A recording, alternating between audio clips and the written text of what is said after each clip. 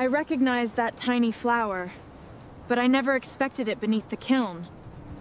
She was 19 and homeless. No room, no family key, no tools left from her mother. Just one chipped porcelain thimble and $8 she had saved in the hem of her diner apron. And with that $8, she bought a forgotten porcelain thimble painting room outside East Liverpool, Columbiana County, Ohio. A place dropped from county tax maps. In 1987, the rear roof had opened above the kiln. Rain had buckled every shelf along the north wall. The county condemned it on October 14, 2022, with demolition planned for the following spring. But beneath the kiln's lowest shelf was a sealed hollow no inspector had opened in 36 years. And inside waited proof that her mother had kept one truth from her. Before we continue, if stories like this mean something to you, hit subscribe and tell us in the comments where you're watching from. We love seeing how far these stories travel. Nora Pike had been painting her whole life without knowing it. At 7, she dotted clover heads on grocery receipts, while other children filled margins with houses.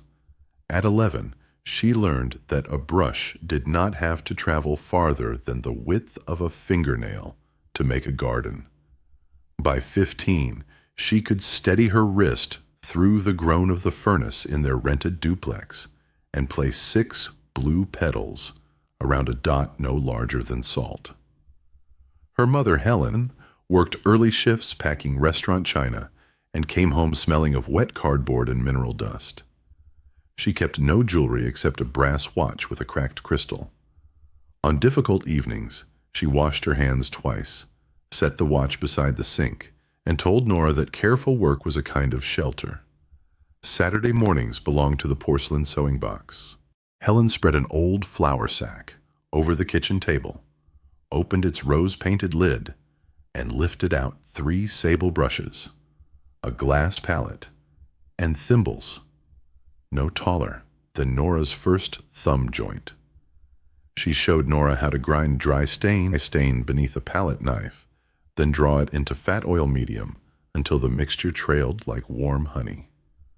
Nora practiced a band of forget-me-nots, while Helen turned each blank with a wooden dowel, never touching the cleaned surface. At noon, they carried the pieces to May Bell, Helen's aunt, who lived above a shuttered shoe shop.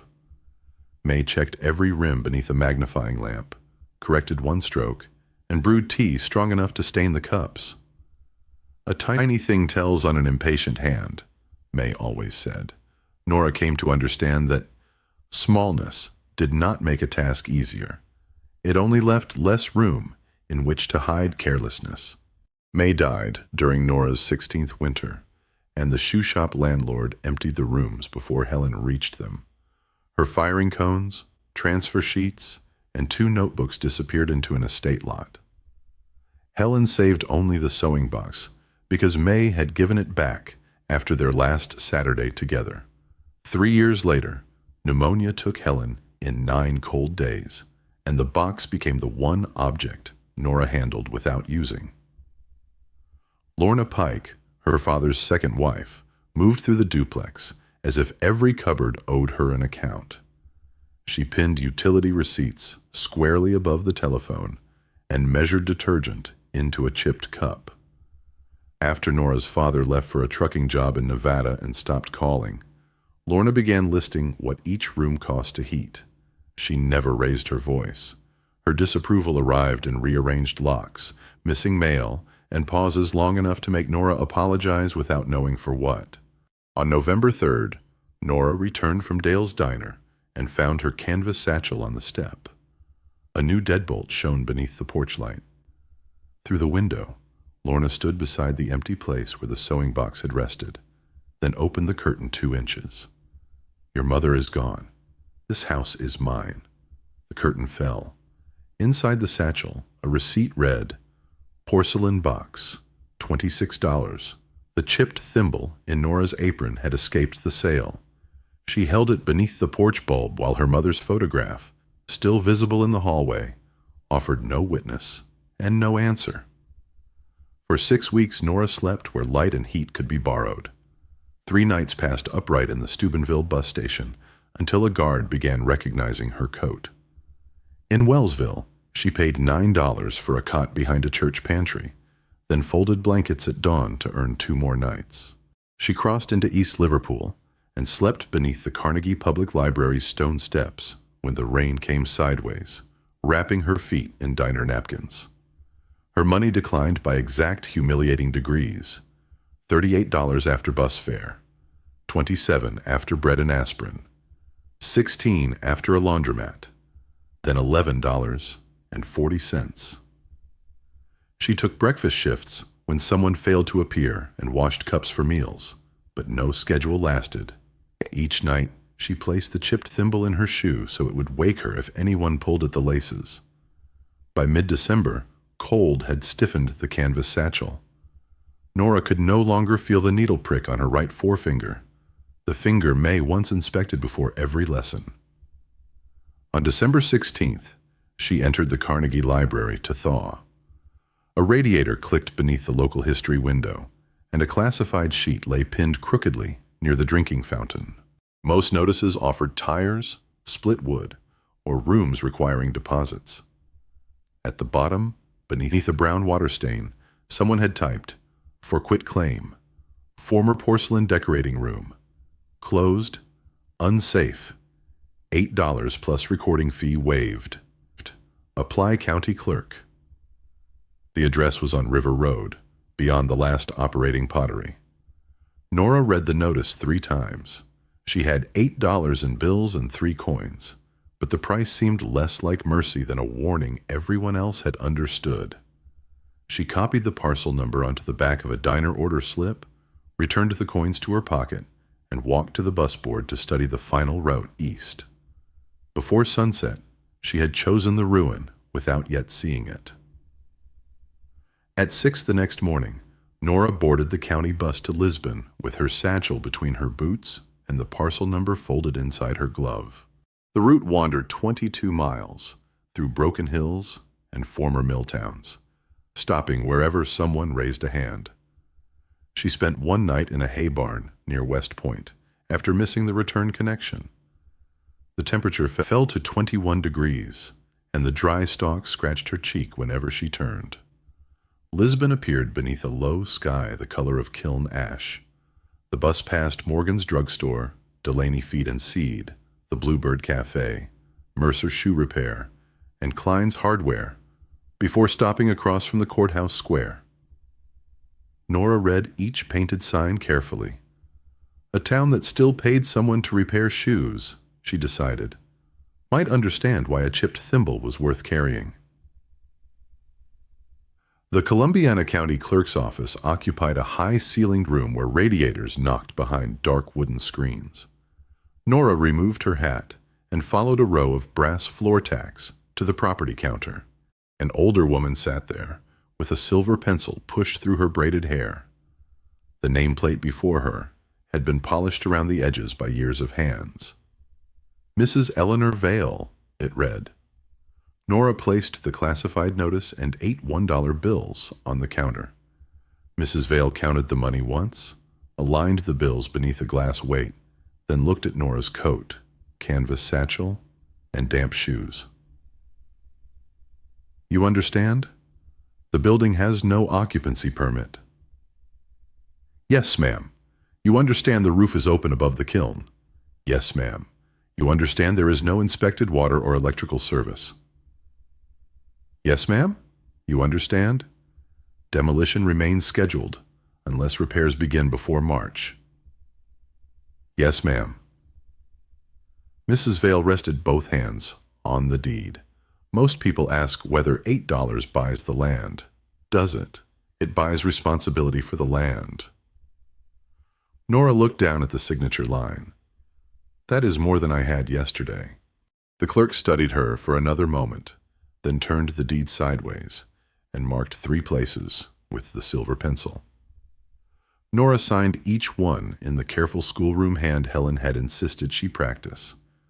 Mrs. Vale carried the paper to a standing press, pulled its black handle, and brought a brass county stamp down with a firm, hollow strike. The The sound traveled through the floorboards. She returned the recorded deed with precise directions. Take the afternoon bus east to East Liverpool. Leave it near the old 6th Street Pottery Gate. Follow River Road for 4 7/10 miles. Pass a red pump house and a limestone culvert. Then look for 2 walnut trees growing from the same bank. The painting room stood 60 yards beyond them, hidden below the road. As Nora folded the deed, Mrs. Vale caught sight of the name. Pike, she said. Was May Bell any relation? Nora's fingers stopped on the crease. She was my great-aunt, May Pike, before she married. The clerk opened a narrow drawer and removed an index card, yellowed at the corners. She came here every January for 23 years to renew a small trade registration. Porcelain novelties, hand-decorated. She always paid with a dollar bill, ironed flat. Nora touched the chipped thimble through her apron. Did she own the room? No. The owner allowed several decorators to rent benches, but May was the last person who kept its registration alive. Mrs. Vale turned over the card. On the back, beneath faded renewal dates, someone had written, Helen Pike, authorized pickup. My mother never told me. People often preserve the working part of a story and lose the explanation. Mrs. Vale slid the card beneath a blotter instead of returning it to the drawer. The county cannot give you private records without a request. Come back after you have made the roof safe. She opened the glass weight and removed the top dollar from Nora's payment. The advertisement said 8. It did. Mrs. Vale placed the bill in her desk drawer and gave Nora a receipt for $7. The recording fee was waived. The property tax was $7. Nora understood that arguing would turn kindness into embarrassment, so she thanked her, put the returned dollar inside her glove, and left. The eastbound bus deposited her beside the rusted gates of a pottery complex shortly after 3. From there, she walked River Road, while trucks pressed cold air against her coat. The Ohio River appeared and disappeared below the bare branches, broad and brown beneath the winter sky. At the limestone culvert, a man in canvas coveralls was repairing a wire fence.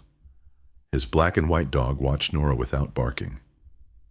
You looking for the old paint room? The man asked. Nora held up the folded deed. He drove one fence staple with the heel of his palm before answering. I'm Silas Ward. Place below yours is mine. Dog's Bishop. He steals gloves but returns tools. Bishop lowered his head as if the description were unfair. Is the roof as bad as they say? Worse in daylight. Silas pointed along the road. The walnuts mark the path. Step wide around the left one. Ground there gave way last spring. He did not ask why she had bought it or whether she could repair it. That omission felt like a small door left open. The 2 walnut trees rose from a steep bank half a mile farther on, their black limbs interlaced above a footpath, covered with copper leaves. Nora descended sideways, testing each step. At the bottom, the painting room emerged from a stand of sumac, a narrow brick building approximately 18 feet wide and 32 feet long, its mortar washed pale by river weather. A tar paper roof sagged above the rear third. One square chimney leaned slightly west, and a rusted stovepipe collar showed where another had been removed. Over the entrance, a wooden sign hung by one chain. Rain had erased most of its lettering, but under the gray surface, Nora could still distinguish 3 words. Pike and Daughters Decorating. She stood close enough to touch the final S. May had never mentioned the sign. Helen had never mentioned the room. Yet their name remained above a door neither woman had brought Nora to see. The county padlock opened with the key Mrs. Vale had sealed inside the deed envelope. Nora lifted the door until its swollen lower edge cleared the sill, then pushed with her shoulder. Damp plaster and cold iron breathed out at once. Somewhere in the rafters, A mouse traveled through dry nesting paper. The air tasted faintly metallic, like water held too long in a tin cup. The front room contained 2 long workbenches beneath north-facing windows. Most panes were cracked, and one opening had been covered with a flour sack, stiffened by rain. Nora ran a finger across the nearest bench. Beneath the dust, the maple surface remained smooth and slightly greasy from decades of decorating medium. A hardened brush rolled when she touched it, making a sound no louder than a seed crossing a plate. The floor bent near the east wall, but held her weight. She smelled wet brick, old ash, and something sweeter beneath them. Clove oil, perhaps, trapped in the grain of the benches. When the wind entered through the roof, a porcelain blank somewhere in the darkness clicked twice against another. The back room was warmer only because it had no windows. A low circular kiln stood under the broken roof, its iron jacket furred with orange rust. 3 dusty shelves leaned beside it, each holding rows of unfinished thimbles. Some were white, others carried single blue lines around their rims, stopped midway, as if the painter had put down her brush for supper and expected to return. Nora did not touch them. She found a hand pump outside beneath a wooden cover, but its handle would not move. The outhouse had lost one hinge. There was no electricity, no dry firewood, and nothing she could eat except half a biscuit wrapped in diner paper. Still, the walls interrupted the wind. For the first time in 6 weeks, a door stood between Nora and the road, and she possessed the key. Before dark, she swept one rectangle of floor, with a broom missing half its straw. She laid her coat over the canvas satchel, used a bundle of flour sacks as a pillow, and ate the biscuit in 4 deliberate bites. Dust settled on her tongue. The boards beneath her shoulder were hard, but their creaks soon arranged themselves into a pattern. 1 near the kiln, 2 beside the north bench, then silence. Moonlight entered through the broken roof and rested across the lowest kiln shelf. Nora watched that pale strip until her eyes closed. What a patient hand keeps, time cannot entirely take. Morning entered through the broken roof before Nora was ready for it. Frost had formed along the inner brickwork, and the flour sack pillow was stiff beneath her cheek. She rose, marked the date on the back of the classified notice, and began learning what the property required before deciding what it might become. The well consumed most of the first day. Nora removed leaves from the wooden cover, loosened the pump joint with cooking oil, and worked the handle until rust-colored water coughed from the spout. She pumped 12 gallons before it ran clear enough to fill a jar. She did not drink it. The county had warned her about the water, but she washed her hands in it and watched the red dust leave her knuckles. On the second day, she rehung the outhouse door with fence wire. Silas Ward brought from his barn. Bishop followed him down the path, carrying one of Nora's gloves, which he placed carefully beside the kiln. Silas examined the open roof without offering comfort. "Cover first," he said. "Repair after thaw." He left a folded tarpaulin and refused the $1 Nora offered. Together they pulled it over the rear rafters and tied it to 4 iron window weights. That night, the wind pressed the canvas down instead of entering the room. By the 3rd day, Nora knew the floor's language. The long complaint near the doorway meant a board was loose but sound. The quick double creak beside the north bench came from 2 planks rubbing at their tongues. A low pop near the kiln occurred only when the temperature fell. She marked the weak places with bits of blue painter's tape found in a drawer and learned to cross the room without waking every board. She also learned hunger could become quieter without becoming smaller. On the 4th morning, Nora walked into East Liverpool, carrying the returned $1 and a list written on the back of the deed envelope. River Valley Hardware occupied a narrow storefront that smelled of rope, machine oil, and the iron stove burning near the rear counter. Wooden drawers climbed to the ceiling. Their labels had been written by several hands over many decades. The owner, Calvin Rusk, wore a leather thumb guard, although he was not cutting anything. A white scar divided his left eyebrow, giving his patient face an accidental severity. He read Nora's list, then looked through the window toward the river.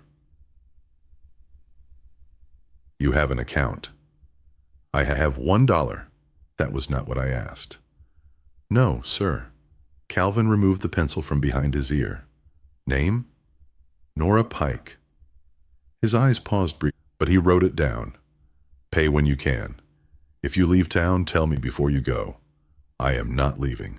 People rarely plan to." He opened a cabinet and gave her a stained paperback titled "Repairs for the Owner-Built House." The cover showed a man standing on a roof without a safety rope. "Manual is free," he said. "Ignore the picture." Nora bought a chimney brush for $6.40, 25 feet of polypropylene rod for $8.75, a dust mask for $1.15, stove cement for $3.60, and a galvanized bucket for $2.25. Calvin entered every figure in a green ledger, but charged nothing for a wire scraper, 3 work gloves without partners, or the length of rope he used to bind the bundle. "Bring back what survives," he said. The chimney took 7 hours. Nora first sealed the stove opening with a damp flour sack and removed the rusted clean-out plate near the floor. From the roofline, standing on a ladder Silas held without conversation, she fed the 6-inch brush downward 1 rod at a time. Each 3-foot section received 12 full strokes before she added the next. Dry soot fell softly. The creosote came later in hard black scales that struck the bucket like pieces of broken crockery. At the smoke shelf, the brush stopped. Nora twisted clockwise, lifted 2 inches, then drove it down while Silas watched the chimney mouth. A slab of glazed creosote released and broke against the iron throat. It was thick enough to hold between 2 fingers. "That would have burned," Silas said. Nora lowered it into the bucket. "Now it will not." She scraped the remaining deposit through the clean-out, patched 2 narrow firebox cracks with stove cement, and waited until evening for the compound to skin. Her shoulders trembled when she lifted the brush for the final pass. The last soot came down gray and fine. At dawn, she built a test fire from 3 pieces of split maple and a twist of diner paper. Smoke hesitated beneath the throat, then drew upward in 1 clean ribbon. The iron stove ticked as it warmed. Nora held her palms near the door until feeling returned to the ends of her fingers. Her first hot meal in the building was oatmeal, cooked in a dented saucepan Calvin had placed beneath the hardware bundle. She added half an apple and a spoonful of sugar, saved from the diner. Steam clouded the nearest pane. Nora ate at the maple workbench while the room's old smells, clove oil, ash, damp plaster, shifted around the new scent of breakfast. Afterward, she began the inventory. She found 7 sable brushes wrapped in waxed paper, their hairs still pointed beneath hardened protective gum. 2 glass palettes lay in a drawer lined with newspaper from 1968. A small iron banding wheel turned smoothly after 1 drop of oil. Beside it stood a wooden rack holding 19 firing cones, each stamped with a temperature number. 3 shallow boxes contained white porcelain blanks separated by cotton batting. A cabinet near the back wall preserved 12 floral decal sheets beneath black tissue, their roses bright despite the years. The 7th object was a narrow brass glaze pin. It had been pushed into a drilled hole along the front edge of the kiln's lowest shelf. Nora first mistook it for part of the shelf support, but brass had no purpose inside a firing chamber. Heat would soften it and stain the porcelain. She wiped the head with her thumb. A tiny 5-petaled flower had been cut into its surface. The same flower appeared on her chipped thimble. Nora placed the thimble beside the pin and waited until her breathing settled. Then she pulled. The pin moved less than half an inch before stopping. Something clicked behind the kiln jacket. She knelt and tested the shelf with her knuckles. The left half answered with the flat, dense sound of refractory stone. 6 inches from the right edge, the sound changed. It became shallow and wooden. Nora removed the unfinished thimbles, slid both hands beneath the shelf, and lifted. The shelf should have weighed nearly 30 pounds. This one rose with 12. Its underside had been hollowed and faced with a thin refractory panel.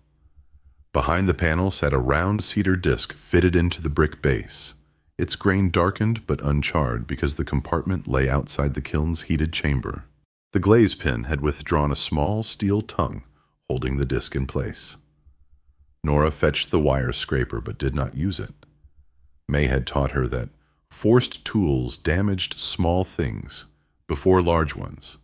She pressed around the disc with her fingertips until she found a notch no wider than a brush handle. The cedar turned 1/4 rotation and came forward into her hands. The hollow beyond it smelled of dry wood and camphor. Nora reached in and touched paper. She brought the contents out one package at a time, placing each on the swept section of floor. The first was wrapped in blue wool and tied with cotton thread. Inside lay May's 3 ivory-handled brushes, a miniature agate mortar, 2 palette knives ground narrow at the tips, and the brass-rimmed magnifying lens that had once hung above the room over the shoe shop.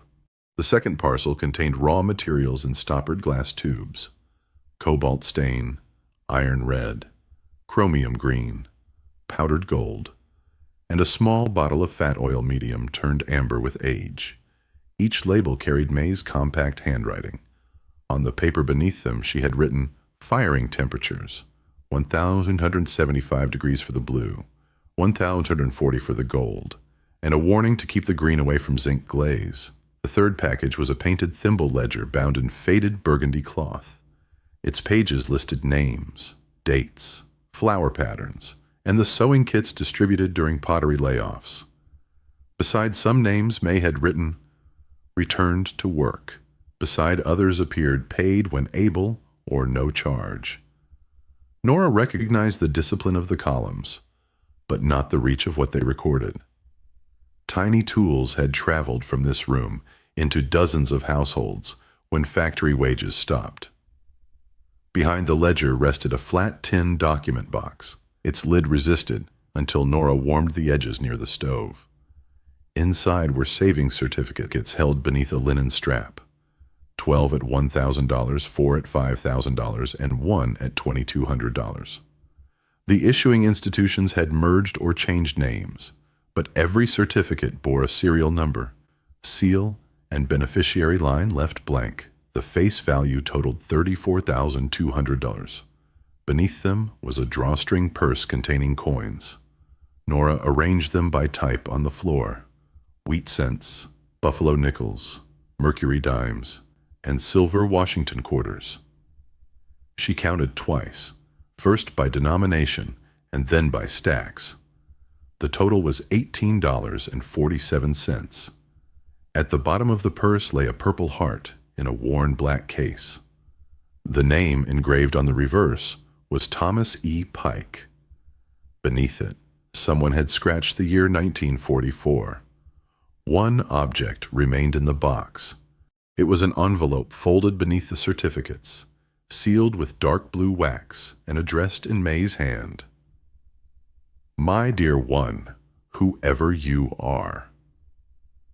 Nora sat beside the open kiln until the fire diminished.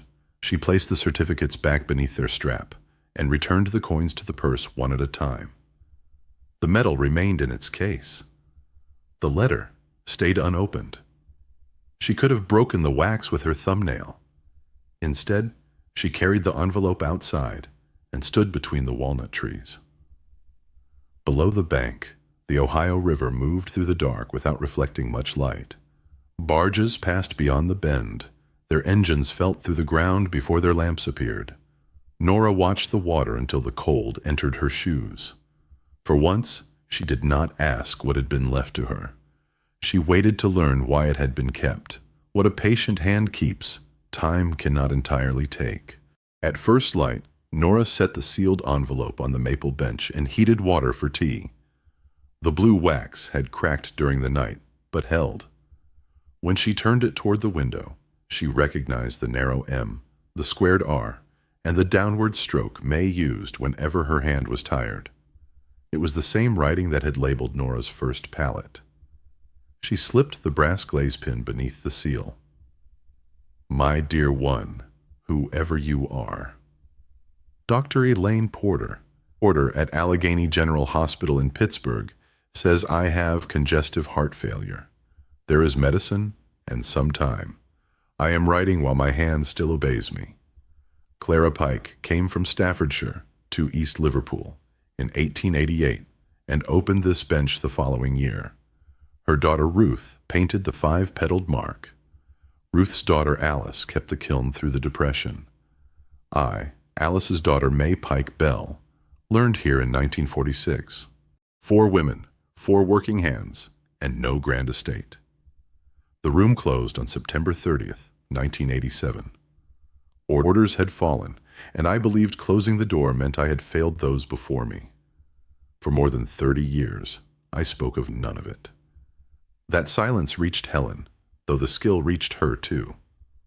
The medal belonged to my mother's brother, Thomas E. Pike, killed during the Battle of Hurtgen Forest in November 1944. We received no body to bury. Behind the back door is a sandstone marker where Ruth buried cracked thimbles. Thomas's name is cut beneath the flower. If you paint, mix stain at 2 parts powder to 1 part fat oil. Fire cobalt near 1075 degrees, but keep raised gold below 1050. Dry each floral band 12 hours before lining the rim. Polish with wet 600 grit stone, turning the porcelain instead of your wrist. The certificates are not payment for being a Pike. They came from small orders and careful saving. Use them only to continue the work. A brush earns its place by making a mark. A kiln by holding heat. And an inheritance should also be asked to work. The ledger matters more. During layoffs, a thimble, needles, and thread. Let a woman mend uniforms or hotel linen until wages returned. No one was rescued by porcelain. They were given tools and trusted to use them. Do not make this room a monument. Make something another person can carry. I am sorry for the silence. I mistook shame for privacy and let Helen inherit both. If she is gone, remember that she loved through instruction. Some people cannot say what they mean unless their hands are occupied. The house is not empty. It has been waiting. You are welcome here. May Pike, Bellapearl 7, 2018. Nora read the letter twice. The first reading left the tea untouched. During the second, she followed each sentence with 1 finger, as May had once followed the edge of a painted rim. Then she folded the pages along their original creases, fitted them beneath the linen strap, and carried the metal to the back door. Dead vines covered the ground behind the building. Nora cleared them with the wire scraper until its bent tip struck stone. A low sandstone marker leaned between 2 walnut roots, its face softened by rain. She washed it with water from the pump. The 5-petaled flower appeared first, then Thomas E. Pike, and the dates 1921 to 1944. Around it lay pale fragments of failed thimbles, their broken floral bands bright beneath the soil. On a square nail inside the rear doorway hung a cobalt glass oil lamp blackened by dust. Nora cleaned its wick, filled the shallow reservoir with paraffin Silas had left for the stove, and struck 1 match. Blue glass gathered the flame and placed a small circle of light across Thomas's marker. The lamp had belonged to Clara. Her initials were scratched beneath its base. Before returning inside, Nora selected 3 painted fragments from the soil and washed them at the pump. 1 carried half a cobalt leaf, 1 a narrow gold rim, and 1 the edge of a name written before firing. She arranged them beside the lamp without trying to fit them together. Their broken edges did not match, but the brushwork did. Nora remained there until the flame shortened. She thought of Mrs. Vale returning $1 without calling it charity. Calvin Rusk opening a credit account for a stranger, and Silas Ward holding a ladder steady without asking for her history. Even Bishop had returned the glove rather than carrying it away. None of those acts had repaired her life. Each had simply made the next necessary action possible. Before we move on, think of one small kindness someone once gave you when they could not solve the larger trouble. Was it a meal, a ride, a door held open, or a tool placed quietly in your hand? Tell us in the comments if you wish. Naming such a kindness is one way of keeping it in use. Before banking the stove, Nora copied May's 4 craft instructions onto the blank back page of the repair manual. Beneath them, she wrote Mrs. Vale, Calvin, Silas, and Bishop.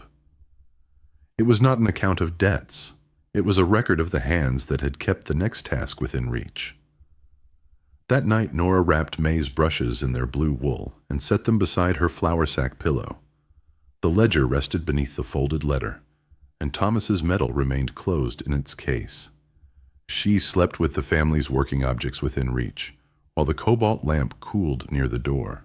Snow began on December 4th and measured 6.5 inches by evening. It pressed the tarpaulin in between the rafters until water pooled above the kiln. Nora released the weight with a broom handle. The cover had bought time, but it would not buy another storm. She read the roofing chapter 3 times. The 18 by 32 foot building required 690 square feet of coverage. With 10% waste, Nora calculated 8 squares of shingles, 2 rolls of felt, and 25 pounds of nails. Calvin checked the arithmetic and brought an old roofing hatchet from beneath his counter. The materials arrived on Calvin's flatbed under a canvas sheet. Nora counted every bundle before signing the credit ledger, then stacked them across 3 different floor joists so their weight would not bow the ceiling. She covered the kiln and porcelain shelves against falling grit. Nothing beneath the new roof could be repaired by damaging what the roof was meant to protect. "My brother Ellis carried this 30 years, he said. The leather grip held the shape of another hand. Ellis Rusk arrived the next morning wearing a tar-stained cap. He was 72 and missing the tip of one index finger. After inspecting the rafters, he named no price. "I cannot pay a roofer," Nora said. "Good. I retired from being one. They worked 11 days. Ellis showed her how to bolt a full-length cister beside the damaged rafter and snap chalk lines every 5 inches. His 3-stroke nail technique was simple. Set, drive, finish, leaving the head flush without cutting the shingle. That nail's proud. Strike it again." Nora examined the bent head. Pull it. Bent nails split shingles. Wind stopped them twice. On the 9th day, Nora turned 3 miscut valley pieces into starter tabs. By December 15th, the final ridge cap lay straight. Ellis tested the roof from inside while Nora poured water over the seam. Nothing fell. The chimney demanded slower work. Spalling had left 12 bricks as red shells around soft centers, and mortar powdered beneath Nora's thumb. She chiseled each joint 3/4 of an inch deep, brushed out the dust, and dampened the masonry before repointing. Nora mixed Calvin's hydraulic lime and fire clay at 3-to-1, adding sand until the mortar held a clean ridge. She packed deep joints in 2 lifts and cured the first beneath damp burlap while the stove remained cold. For 3 weeks, temperatures stayed in the 20s. Gloves made Nora clumsy, so she worked barehanded until her fingers went numb every 15 minutes, warmed them around a jar of hot water, and returned to the scaffold. One rushed joint cracked before supper. She cut it out and began again. Each evening she enclosed the repaired section with burlap and a loose sheet of plastic, leaving air at the bottom so condensation could escape. When the wind lifted one corner, the fresh mortar whitened too quickly. Nora misted it with pump water, reset the covering, and extended the cure by another day. On January 27th, Ellis pressed a nail point against every new joint and found none soft. Nora lit a test fire with newspaper, maple, and one piece of oak. Smoke drew cleanly up the flue and left the chimney in a narrow gray column. "Clean draw," he said. "Keep it modest."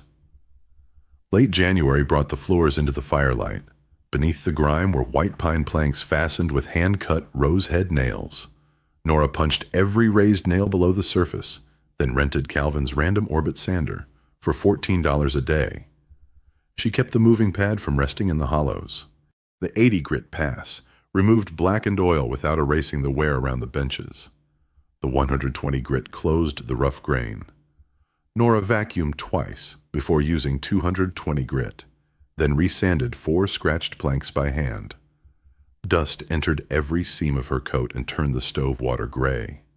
Between passes, she lifted 2 loose planks, cleaned their tongues, and reset them with salvaged rose-head nails. She drove those nails through their original holes, preserving the irregular pattern rather than replacing it with a straight modern line. Nora applied 3 thin coats of tongue oil, wiping away what the wood had not absorbed. After the last, she allowed a 48-hour cure. The planks shifted from dark honey toward mahogany, where generations had stood. Repaired boards remained lighter. One morning, though the tools and weather were ready, Nora could not begin. She carried tea to the riverbank, where a great blue heron stood on one leg in the shallows. She watched until the light weakened.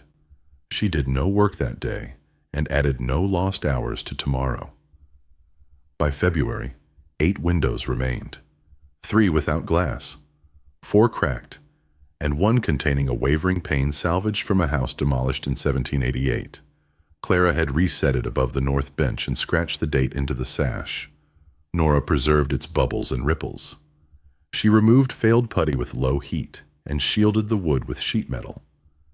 After oiling each rabbet, Nora bedded the panes in ropes of DAP 33, placed glazing points every 8 inches, and drew 1 beveled line to shed water. The 1788 pane received no heat.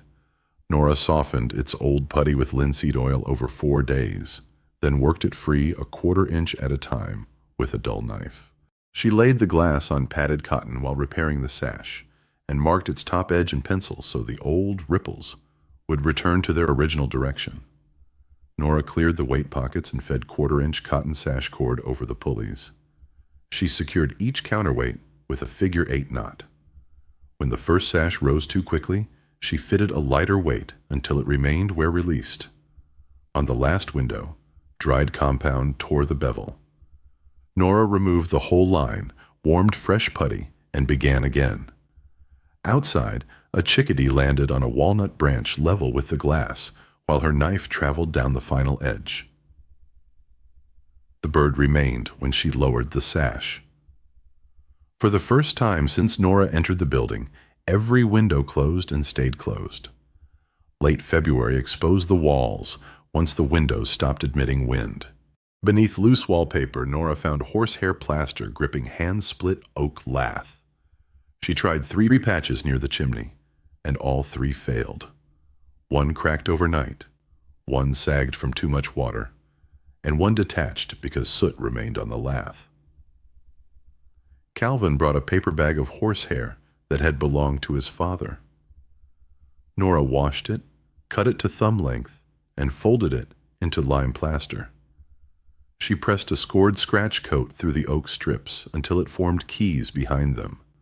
Over that went a 3/8 inch brown coat, cured under damp cloth for 72 hours, then a 1/8 inch finish coat, polished with a wet steel trowel. The new work did not disguise the old wall. It joined it. When the final patch dried without opening, Nora laid her palm against it. These patches will hold another 100 years. Help continued to arrive in forms too small for ceremony. Doris Venn, the Bluebird Cafe owner, wore red glasses on a silver chain and left paper bags on the doorstep before dawn. Inside were biscuits, eggs, and soup in a sealed jar. When Nora tried to pay, Doris pushed the bills back across the cafe counter. "In candles when the shop reopens," she said. Caleb Morrow came down River Road on a blue Schwinn with a splitting maul balanced across the handlebars. He was 16, with one coat sleeve shorter than the other. Without waiting to be asked, he split the maple rounds Silas had left and stacked them bark side up beneath the eaves. Nora offered him $2. He shook his head. "My mother said, about your grandfather." Nora did not correct the generation. Caleb had already mounted the bicycle, leaving behind a woodpile square enough to measure. Reverend Boyd walked past each morning in a narrow black coat polished at the elbows. He never entered unless invited. He tipped his gray hat toward Nora, carried away one bucket of roof debris on each pass, and offered the same four-word prayer at the gate. "Keep this house useful." The seller waited until February 11th. Nora had postponed it because water stood beneath the door and the 7th granite step shifted under pressure. After Silas helped drain the entry trench, she descended with Clara's cobalt lamp. 7 steps led to a 12 by 15-foot chamber floored in fieldstone. At its center lay a dressed granite slab carved with the 5-petaled craft mark. Nora brushed the slab clean, but did not lift it. Under the 3rd step, her knuckles struck a small oak box wedged behind loose mortar. It contained a brass key whose bow had been worked into the silhouette of a porcelain thimble. Beneath it lay a tintype dated 1903. A young woman stood outside the painting room with Nora's narrow face and level gaze, holding a banding brush between stained fingers. The inscription read, "Ruth Pike, daughter of Clara Pike, age 25, summer of 1903. Nora carried the photograph upstairs. The brass key remained on the mantel beside the blue lamp. She tested it in every cabinet, the kiln door, and the tin document box. It opened none of them, and she did not force an answer. March loosened the snow from the riverbank. By April, the creek beyond Silas's pasture ran loud enough to hear from the workbench, and pale walnut catkins hung outside the restored windows. Nora cleaned May's brushes, but did not begin the full craft that spring. The kiln still required inspection, and her hand had learned repair more recently than painting. She decided to spend 1 coin on materials and practice only on broken samples. Each evening she mixed a few glazed dots, painted 1 floral curve, and wiped away more than she kept. The house was patient. So was she. 2 winters later, on December 6, 2024, Nora completed her first porcelain thimble. She had discarded 11 floral bands before keeping 1. 6 cobalt forget-me-nots surrounded iron red centers, and a raised gold line circled the rim without pooling. The glaze fired clear at 1,174 degrees. After cooling overnight, Nora polished the rim with wet 600 grit stone, turning the porcelain against her steady wrist. Beneath May's lens, 1 petal looked smaller than the others. She left it. North light now crossed 2 maple benches, and the white pine floor retained its old nail pattern. Clara's lamp stood beside the repaired chimney. The kiln had new elements, a safety cutoff, and a rear wall vent. Labeled stains, porcelain blanks, and the 3 fragments from Thomas's marker occupied the shelves. Nothing was arranged for display. The brass key found its lock during pruning of the eastern walnut. Silas uncovered a greened plate half covered by bark where 2 limbs divided. Nora cleared its thimble-shaped keyway, inserted Ruth's key, and opened a copper-lined hollow. Inside lay a folded 48-star flag and a note dated November 11th, 1918. "Ruth," Clara Pike had written, "this flag hung above our bench while troop trains passed.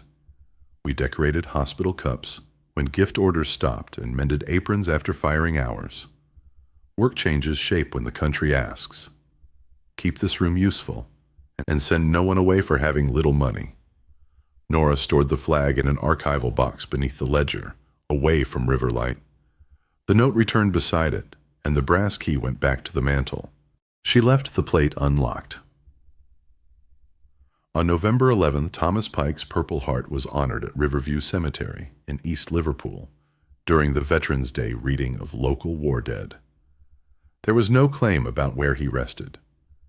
His name and the year 1944 were spoken once.